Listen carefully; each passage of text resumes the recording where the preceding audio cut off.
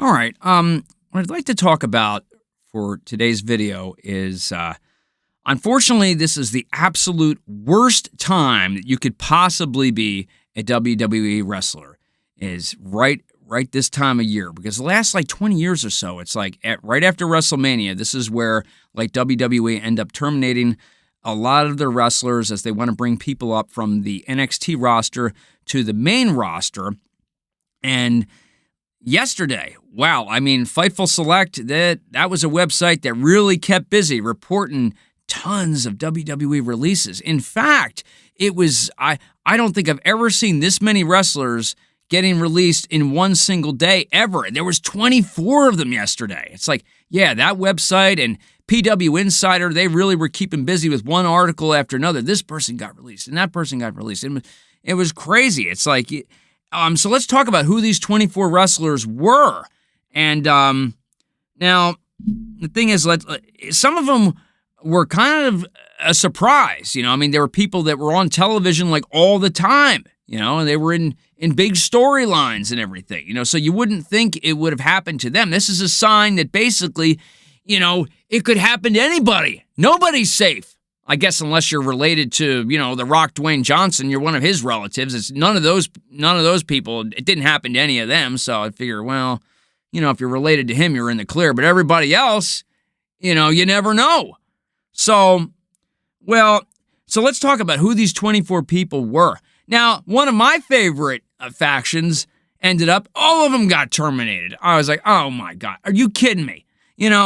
All of the members of the Wyatt Six. So here we got Eric Rowan, Uncle Howdy / Bo Dallas, Dexter Lumis, Joe Gacy, Nikki Cross, all released yesterday. Just what I don't need, And Bo Dallas, he was, maybe, just why can't you? Okay, you don't want to do the Wyatt Six. Why not just give him a different gimmick? I really like that gimmick that Bo Dallas did back in the mid 2010s when he was. They had him pretending he was a motivational speaker. That was good. I enjoyed that one. But yeah, it sucks to see the Wyatt Six no longer being in WWE. So hopefully they'll show up in AEW or TNA. Because they were probably, if I had to say what was my favorite tag team or favorite faction in WWE right now, it would have been them. All right. Also, another big surprise, because she was on Raw every week, and in a storyline there, and Kairi Sane. Who would have thought Kairi Sane would have been released? She's been in this in a storyline with Asuka. Asuka's always given her a big attitude, and you're waiting for basically Kairi Sane to snap and end up, really just start wailing on Asuka. And you figure because Kairi Sane, she's so tired of treating everybody else with the same respect that she wants to be treated with, and then Asuka's treating her like she's absolute garbage. So you figure eventually you were expecting in the storyline, Kairi Sane was just going to start just absolutely wailing on Asuka, and then going forward, she takes every opportunity she possibly can to screw over Asuka. She takes it because she's so sick of being treated like absolute garbage, month in, month out, So it's a shame that they just dropped the storyline out of nowhere. We had in the storyline, Io Sky, she was trying to convince Kairi Sane not, to get the heck away from Asuka, but Kairi Sane felt bad about that. But she's like, well, I feel bad because Asuka did, she helped me get into WWE, and if it wasn't for Asuka, I really wouldn't have a job here and stuff, So Kairi Sane felt bad about, just kicking Asuka to the curb. But you feel like with the storyline, that's the way it was going. But then it never happened. You never got any payoff for it, So, and here's another surprising team that I thought a couple of people. From SmackDown, Aleister Black and his wife, Zelina Vega. Who would have thought they would get the axe? Jeez. He had some notable good matches in there against Damian Priest when they, and so I really wasn't expecting it was going to be Aleister Black. Ay. Now, the next one, I would say, yeah, this person, not surprising, because oh man, what a mess they made of him, And that's the creative team. That's not his fault. It's the people writing the scripts for these shows. What the heck, They terminated Andre Chase. Now he was doing great when they were doing the the Chase University faction, but then they disbanded all that in late 2024, which I thought, why would they break up that group? Because that was one of the most over factions that they had. When they would do the premium live events, that's like the group that everybody would go nuts for this group, you know what I mean? But then they went and broke them up because they wanted to, Ridge Holland to be like a solo wrestler, but then they ended up terminating him like less than a year later anyway, So what the hell good was that, And Andre Chase, they tried to reboot the Chase University thing, but it was awful though. They were doing it with Cale Dixon and Uriah Connors. It just never resonated with me. I'll tell you, it was like the low-budget, fourth-rate version of Chase University, and it just sucked. So it's not surprising they just dropped that, So, yeah, hopefully we'll see Andre Chase showing up somewhere else in TNA or AEW maybe. He was good, but, that's the decision that WWE made. Next thing, it's a shame that they didn't do more with these next two people on SmackDown. The legendary tag team from TNA, Chris Sabin and Alex Shelley. I've been watching these guys since TNA first started back in the 2000s. It's amazing that at their age, in their 40s, that they still can move around as well as they do. But they went to WWE and the company really, unfortunately, never really did much with them. It's like when they first came in, they were making a big ordeal out of them and stuff. They were making them be like the tag team champions and everything like that. But then, they just kind of got lost in the shuffle. They were just kind of just another generic, just another tag team on the show, And WWE, they're infamous for that. They take somebody that's really good in some other company, they bring them into the main roster, and then they don't do anything with them. They just turn them into just another guy. Just like the same thing that they did with Karrion Kross, They made him look amazing in NXT. Then they bring him up to the main roster and they made him look like a nobody. They made it look like the only way Karrion Kross wins any matches is if his wife interferes. And if she doesn't interfere, he wouldn't win anything, So I thought that was awful that they did that with Karrion Kross and all that. So anyway, goodbye to Chris Sabin and Alex Shelley, unfortunately. Also wanted to talk about on the SmackDown roster, we have to say, unfortunately, goodbye to Alba Fire. She's another one of those people that they made a big ordeal about in NXT back on the show. If you've watched that show, NXT UK, they were always making her be like the NXT Women's Champion. Then they bring her to the main roster, and they always have her losing usually. And even if she does win, they make it look like, well, she only won because she cheated her ass off or other people interfered, So she ain't nobody, So that's what they do, That's a lot of times they do that, They bring them in from somewhere else, and they make them look like they're nobody, and then they just terminate them, and then that's it. All right. So, unfortunately, goodbye to Alba Fire. So, you wonder what's going to happen with Chelsea Green, because unfortunately her secret Hervis faction, we have Piper Niven. She's still out with that serious neck injury, and people aren't even really sure if she's going to be able. Is she ever going to be healthy enough to come back? So who knows what's going to happen with Chelsea Green now. Now another one. This was a big shame here because this woman, oh man, she got a horrific knee injury wrestling on an episode of Raw back in May of 2025, and she hasn't been in the company since. And she finally got to the point. She was finally medically cleared to return, only to find out that she got terminated. She was good, too. It was Zoe Stark. She, unfortunately, she was told that, she was released from WWE. So that, that's crummy with all that going on.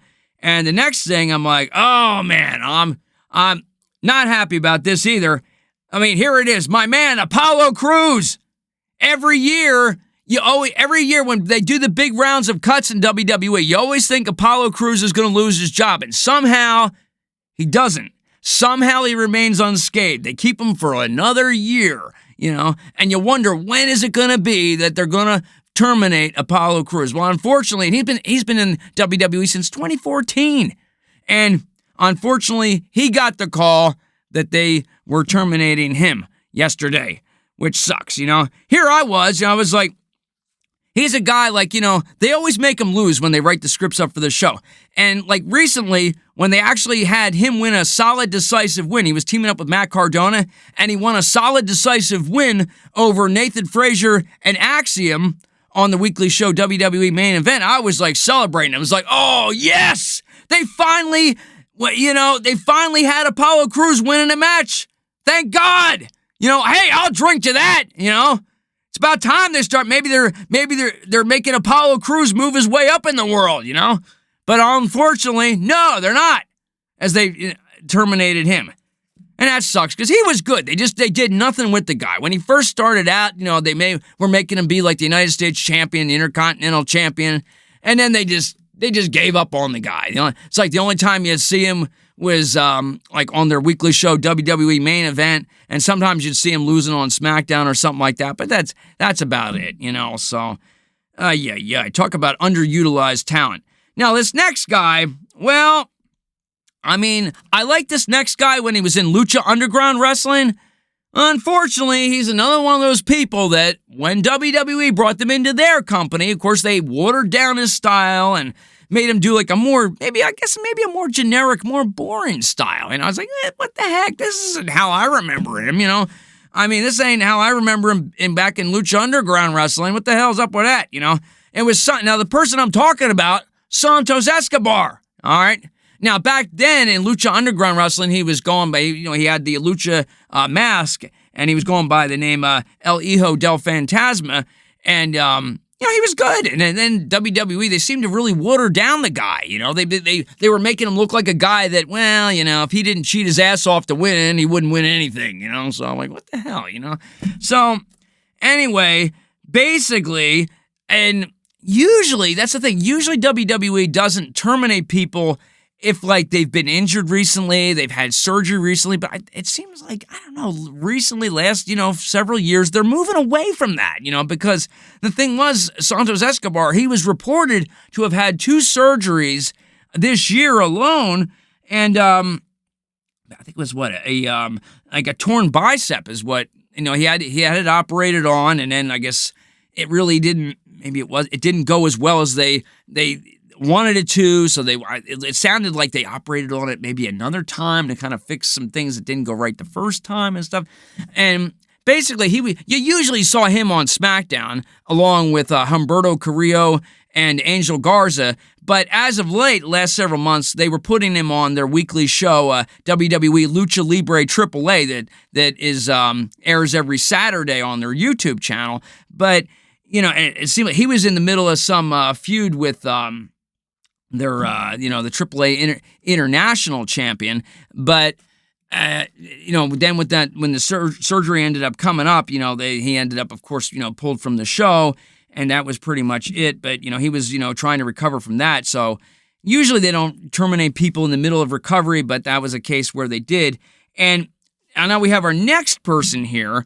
Now, it kind of wasn't surprising, given the circumstances, that they terminated Luca Crucifino. He had that lawyer gimmick on NXT where he was like Tony D'Angelo's lawyer, and then they in the last few weeks, they gave him a different gimmick where I wasn't sure really what exactly he was supposed to be. Now, instead of being like the lawyer, he was supposed to be this, like, this kind of real chill, laid-back guy. He was kind of like a partying type. He kind of was dressed like maybe he was supposed to be like kind of like a hip-hop singer, but he wasn't singing or anything like that. But he was just, he was kind of like this very chill, laid-back guy and stuff like that, and they gave him a new gimmick where he was a good guy on this in WWE Evolve. But yeah, they ended up releasing him yesterday, and that seems to be like a trend. If you see people in NXT and then they end up moving them down to the WWE Evolve roster, it seems like, well, unfortunately, your days very well could be numbered, because it seems like a lot of people that they did that with in NXT, once they moved them down to WWE Evolve, the next time came along and they did they did a big roster cut. Those people end up on the chopping block. We've seen in the past, like, say, like Joe Coffey, Mark Coffey, Wolfgang, from the faction Gallus, and we've seen Omar Mensa. him being cut, and I forget that the guy from Chase University, that skinny guy that Thea Hale, had a big crush on in storyline, they moved him to Evolve, and the next thing you know, he's terminated, and so yeah, if they got you from NXT and they bump you down into Evolve, oh my God. And Ridge Holland, of course, that's probably one of the biggest examples where Ridge Holland, he had been talking about on websites, he was really disappointed, like he already had to take a big pay cut moving from SmackDown to NXT, and then when they moved him from NXT down to WWE Evolve, then he took another big pay cut to do that, and then eventually they just terminated the guy. So yeah, not a good sign if you're in NXT and you get bumped down to the WWE Evolve roster. Up next, oh man, this next tag team, I was disappointed. I had high hopes for these guys. I was hoping they were going to do something with them, but no, oh my God. There was Tyson DuPont and Tyreek Igwe from the team High Rise. I had high hopes for these guys. I think one of these, he's been injured. I'm not sure. It sounds like he's still recovering from hip surgery right now. And, so it's a shame to see those guys go. I mean, they were good. They were entertaining, I thought, so maybe your opinion may differ, but, I was a fan of the team, so I'm hoping to see Tyreek Igwe and Tyson DuPont show up in AEW or TNA. We'll see what happens. This next guy, he was entertaining, but that's another example of somebody, okay, you see them in NXT, and then they get moved to WWE Evolve, and then they end up getting terminated. This is another example of that right here. Dante Chen, he was good. I thought he was entertaining. Apparently, WWE thought he wasn't entertaining enough. That's the whole thing, And you used to see him like every week back when they used to do their weekly show, NXT Level Up. And then they discontinued that in December of 2024 in favor of doing WWE Evolve. And then they had him on NXT. Then they brought him to WWE Evolve. And now, unfortunately, Dante Chen is gone. He had a lot of matches. He was talking about online. He's like, yeah, I had 147 matches in WWE. I'm going to be surprised if a lot of that was televised either on NXT Level Up or Evolve or, I'm sure he did a lot of house shows too for NXT, but yeah, maybe somebody maybe you wouldn't think he had that many matches and stuff, but hey, he was around, so he was good, So, and another person, now this person I'm not surprised about because I was thinking I'm watching the shows, I'm thinking, they must not be really happy with her. We had Tyra May Steele, the Olympic gold medalist, and they really put her over on their weekly show, WWE Legends and Future Greats. She was like the female wrestler winner of season 1, and they were really playing it up big. Oh, okay, now she won an NXT contract. She's always going to be on NXT now. But the thing was, you never saw her on NXT. You hardly ever saw her on NXT. I think she was on a match where Alba Fire and Chelsea Green, they made a special guest appearance on NXT, and they did that where Alba Fire went up against Tyra May Steele, and they had maybe another match or two with Tyra May Steele on NXT. But then after that, you never saw her anymore. And then they were talking about now she's officially been moved to the WWE Evolve roster. Not good. It's not good if you're now they're making it sound like Peter Rosenberg, he's the announcer, one of the announcers on the show, and he's like, oh yeah, Tyra May Steele, she's been officially moved to the WWE Evolve roster permanently. Oh, that ain't good. Not good when you're getting moved to that roster. And because I figured the other winners of the other seasons of WWE Legends and Future Greats, you've seen Jasper Troy, Shiloh Hill, Danny Sikelski, who now goes by the name Skylar Ray. All these people, you see them on NXT. Now, you don't maybe see Skylar Ray on the show as much as Jasper Troy and Shiloh Hill, but she's still on there, but you never see Tyra May Steele on there. So you figure, oh, they must not be happy with how she's coming along. Yeah, it could be that they don't have any storylines for her, but, that's the thing. I figure they must not be happy with her, so it didn't surprise me that they ended up giving her the axe and all that. And that's a shame because, really, when I would see Tyra May Steele on NXT Level Up, I really, honestly, I hate to say it, but I really wasn't all that impressed with her and stuff. But it did seem like on WWE Evolve, watching that show, she was getting a lot better. I mean, she was. Like, towards the end, she really seemed like she was picking up the pace and improving her game, you know? So, yeah, now it's like, it kind of sucks that now that she's really seems to be getting better and picking up her pace, that's when WWE decides to end up giving her the axe. So, and this next person, this is another example of a person that's been on the injured list for quite a while, the last year and a half, you know? You don't see him around very much anymore. Probably a lot of people don't even know that he's still part of the company. But NXT wrestler Malik Blade, he used to be, a tag team partner with Idris Enofe, who Idris Enofe ended up quitting last year. And Malik Blade, he ended up, unfortunately, he got released from WWE last night. Now, it seemed like most of 2025 and even 2026, he's been out on injury. And it seemed like, he was injured, and then he came back. I don't know if it was early 2026 or what, and he came back to WWE Evolve, and they said, okay, now he's officially on the WWE Evolve roster, which, of course, bad sign right there. And then it was like 2 weeks later, he was gone again. I think I had read that he had got injured another time, so they ended up releasing Malik Blade. So hopefully he'll end up in like TNA or All Elite Wrestling. And up next, we have a guy from, this next guy, he kind of was basing his gimmick on Jeff Hardy. He kind of wrestled and dressed like a lot like Jeff Hardy, and it was Trill London. That's kind of an unusual name in the wrestling business. And basically, he was on WWE Evolve and also on WWE Legends and Future Greats Season 2, and he seemed, he seemed good, but I don't know if maybe he kind of took it too far with some of these high-risk maneuvers, because I think there was an episode on WWE Evolve where he did this big spot, like off the top rope onto the concrete floor, and oh my God, he could have gotten like really seriously injured. Maybe it was a move that got botched and stuff, and it was surprising that, he didn't get like really seriously, or maybe he did get seriously hurt there. I'm not really sure how that worked out, but anyway, unfortunately, WWE decided to part ways with Trill London. But he's good, so hopefully, he'll be able to find work somewhere else and stuff. I think with his high flying style, but I don't think he's been on WWE Evolve since their March 11th of 2026 episode. Next person here on the list, this is wrestler number 23 that they released. This was Serena Linton. Now, she was on WWE Legends of Future Greats Seasons 1 and 2, and most recently she was doing NXT house shows, but she never actually made it onto NXT television, on the CW network. But they parted ways with her, and let's see.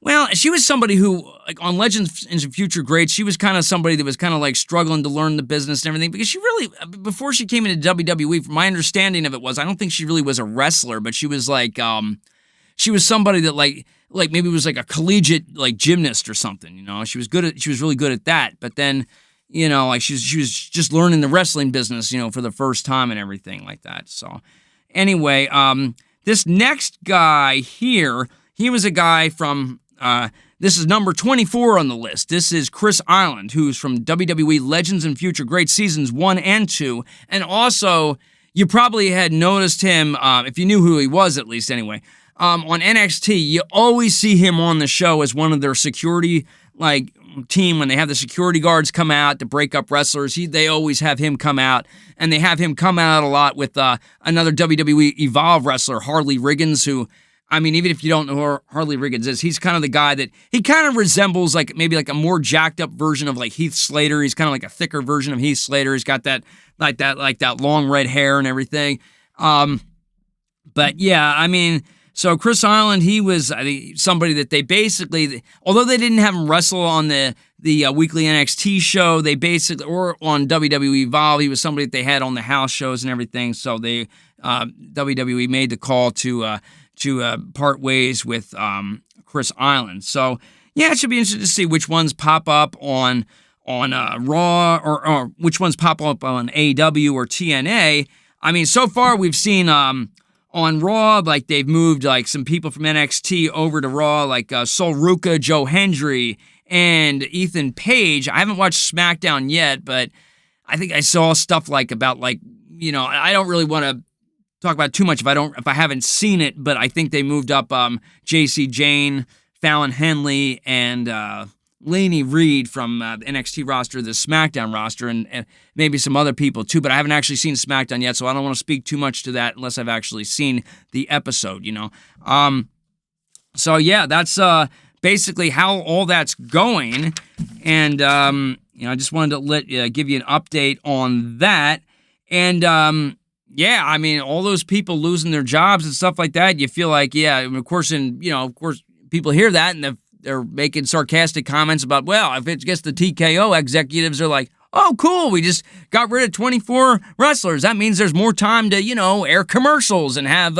20 to 30 minute promos and, acting segments and do the Jey Uso yeet yeet dance like 3 or 4 times on the show and, and whatever. So that way we can have a 2.5 hour show that only has like 22 minutes of actual wrestling on it, And it sucks in the sense that I never want to see people like lose their jobs and everything. And one thing I really see, with me, WCW was always my favorite wrestling company because it's like, there was just so much variety. There were so many wrestlers on the show. I mean, you were always seeing different people. If you'd watch like WCW Nitro, and you might see WCW Saturday Night, or that show that they had on Sundays, that weekly show WCW Pro, or their Saturday show WCW Worldwide, or something, WCW Thunder. And there was so much variety. Even though they had so many shows, you're always seeing different people all the time. It's like so many different wrestling styles. Whereas with WWE, you're always seeing the same people. You're always having Cody Rhodes shoved down your throat, CM Punk, Roman Reigns,